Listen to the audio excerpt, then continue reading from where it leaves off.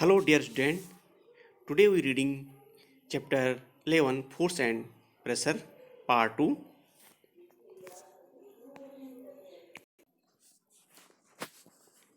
Dear student,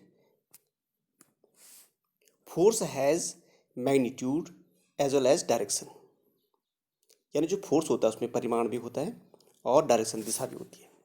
इसलिए force जो होता है वो कैसी राशि है, एक सदिश राशि है. ठीक है, उसमें दिशा भी होती है और परिमाण भी होता है, यानी कि वॉल्यूम भी होता है उसमें, उसका भार. ठीक है, तो इसलिए सदिश राशि है फोर्स. ठीक है, डायरेक्शन एंड मैग्नीट्यूड. हम कह सकते हैं जैसे कि एक सिंपल उदाहरण, the strength of force is expressed by its magnitude. जैसे कि एन एडल्ट मैन की अगर हम बात करें तो an adult man can apply large force, अधिक बल वो अप्लाई करेगा. ठीक है, और ऑन एन ऑब्जेक्ट, एक वस्तु पर. ठीक है, वहराज जबकि ए चाइल्ड, छोटा बच्चा है जो, can apply only A small force, वो कम बल लगाएगा ऑन ए एन ऑब्जेक्ट, एक किसी वस्तु पर. दिस मीन्स दैट, इससे मतलब ये है, a force can be larger और स्मॉलर, यानी बल की मात्रा अधिक हो सकती है और कम भी हो सकती है देन द अदर फोर्स, अन्य अन्य बलों की तरह. ठीक है, कम भी हो सकती है उसकी मात्रा और अधिक भी हो सकती है. ठीक है, किसमें, एक एडल्ट में और एक स्मॉल बॉय में.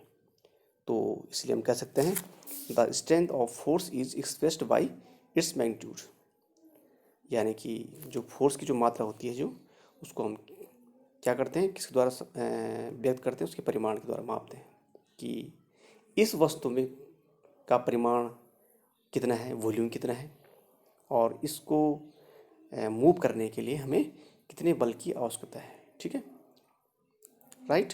The magnitude of force is expressed in the SI unit of force, called newton. अब जो मैग्नीट्यूड होता है, जो उसका जो परिमाण होता है, जो वॉल्यूम होता है, उसको हम किससे मापते हैं, एक राशि होती है एसआई यूनिट, उसको हम बोलते हैं inter national system of unit बोलते हैं इसको, international system of unit, SI को. तो इससे हम मापते हैं, तो इसको हम बोलते हैं न्यूटन बोलते हैं. न्यूटन का मतलब होता है किलोग्राम मीटर पर सेकंड स्क्वायर, किलोग्राम मीटर पर सेकंड स्क्वायर होता है. यानी कि इसको हम लिख सकते हैं mLT-2. तो इसको हम बोल सकते हैं एम से हो जाएगा आपको किलोग्राम, क्योंकि एम क्या है, मास है, द्रव्यमान, और एल लेंथ हो या कुछ हो सकता है, इसको हम मापते हैं मीटर से. तो किलोग्राम मीटर, और टी को हम दिखाते हैं सेकंड से, समय, टाइम. तो -2 का मतलब होता है ये मतलब नीचे है. ठीक है, सेकंड जो है नीचे है. तो ये किलोग्राम मीटर पर सेकंड स्क्वायर से हम किसको, न्यूटन को हम ये बोलते हैं. तो बल का ये मात्रक होता है ये. ठीक है, तो ये फोर्स का, इसको एक्सप्रेस हम करते हैं किससे, न्यूटन से करते हैं. तो ये मात्रक होता है किसका, बल का. अब 1 Newton is the force which can make an object of 1 kilogram. ठीक है, जो 1 न्यूटन की अगर हम बात करें, तो which can make an object, कोई वस्तु है, 1 किलोग्राम की वस्तु है, उसका द्रव्यमान, मास कितना है उसका, 1 किलोग्राम है. मास माने वस्तु की मात्रा, अमाउंट ऑफ द ऑब्जेक्ट या मटेरियल कितना है उसमें, amount of the material in an object में कितनी वस्तु, कितनी मात्रा है. तो mass to move to a speed of 1 metre per second. तो 1 किलोग्राम की वस्तु को जो क्या कर सकता है, मूव कर सकता है.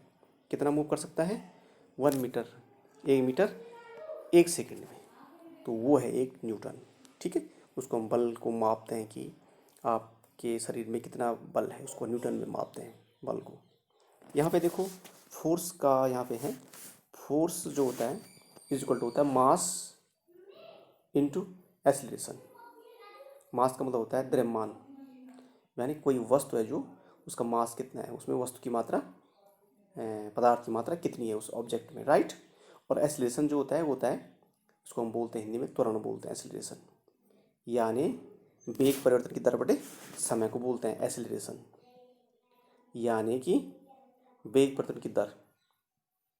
ठीक है, रेट, हाँ, वेग the rate of change of velocity upon क्या हो जाएगा, टाइम हो जाएगा। तो उसको हम बोलेंगे एक्सेलरेशन बोलेंगे, इसको त्वरण बोलेंगे इसको हम, ठीक है। इसको हम विस्तार से आगे पढ़ेंगे, उच्च कक्षा में पढ़ेंगे, और इसको हम दिखा सकते हैं F is equal to M A. F को हम दिखाते हैं फोर्स से और एम को दिखाते हैं हम मास से।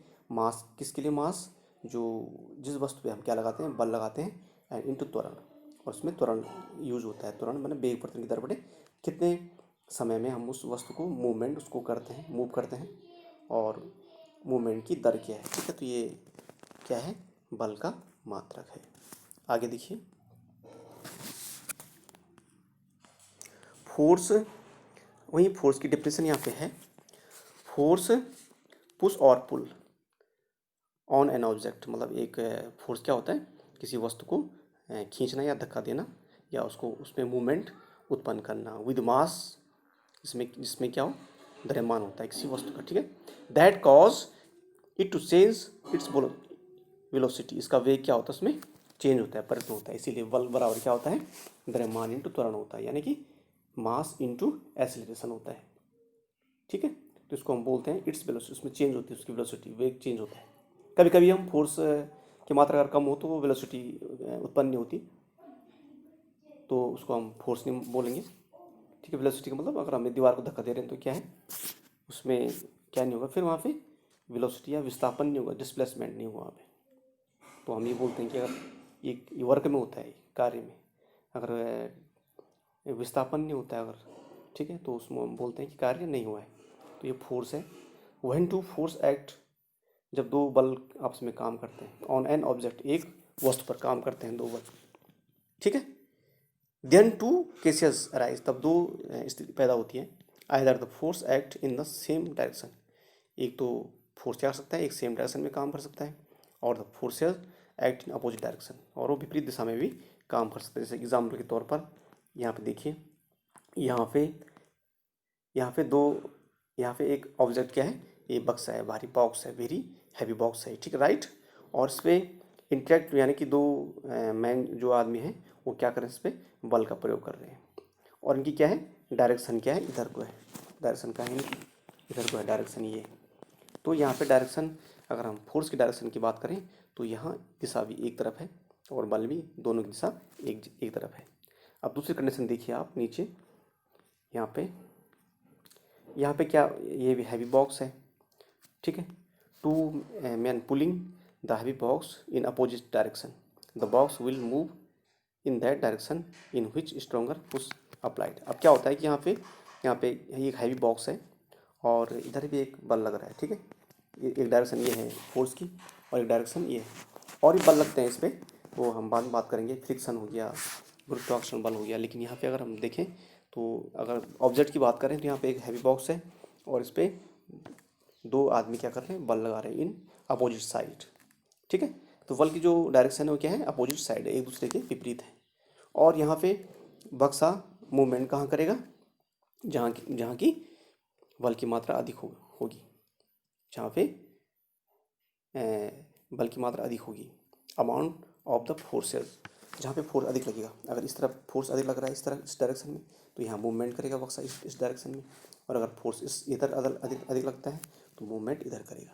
और अगर बल की मात्रा इक्वल है तो फिर बक्सा मूवमेंट नहीं करेगा। तो यह है direction and magnitude of force. Okay, thanks.